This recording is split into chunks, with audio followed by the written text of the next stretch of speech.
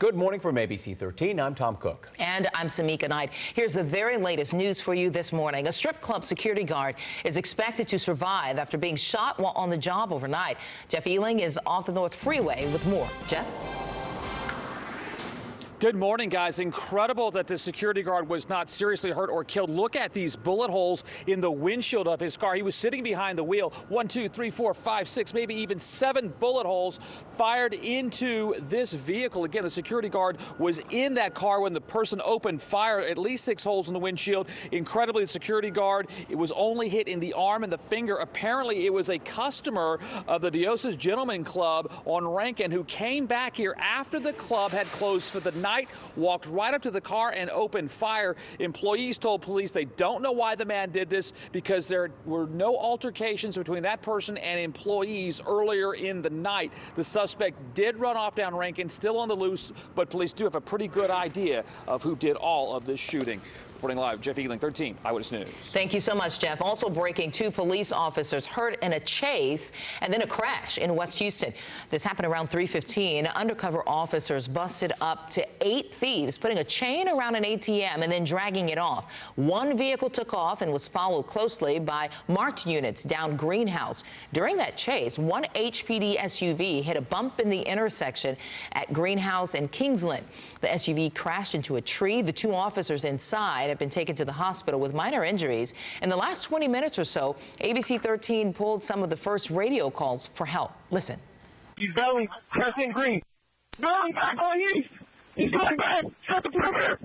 He's jumping. He's jumping. We're going to have 1 traffic stop. Wow, stressful call there. 2 chase suspects bailed out of their car, and then they were on the run overnight, but they were soon captured by Houston police. And that was just one of 2 chases police were involved in overnight. They also joined a pursuit coming in on 290 from Hempstead. The Hempstead police asked for help from HPD as they chased a stolen Ford pickup truck. Our newsroom recorded this chase on the TransStar cameras about 9:30 last night. Look at all the officers following those drivers. Police say they caught up with the truck at Campbell and Hempstead in northwest Houston. But when he stopped, the driver jumped out and ran. Police quickly caught him. Turns out he had a warrant out for family violence. Today, we will get the results of the Operation Independence investigation. It was a 6-day human trafficking sting by the Harris County Sheriff's Office and several other law enforcement agencies. The goal was to identify and rescue human trafficking victims and then arrest the traffickers. All right, well, happening today, the Prime Social Poker Club is reopening. It was shut down 4 months ago as part of a money laundering investigation. 4 employees were charged at the time and accused of being involved in organized crime, but those charges were later dismissed. And Astros fans, get ready to gear up today. Rapper Bun B is launching new limited edition caps. So those new caps go on sale at 1 this afternoon at the team store at Minute Maid Park. But get there early. You better get there early. Only 713 of those white and orange and navy and gold bill hats are being sold. And it's a shout out to Houston 713. Get it? 713.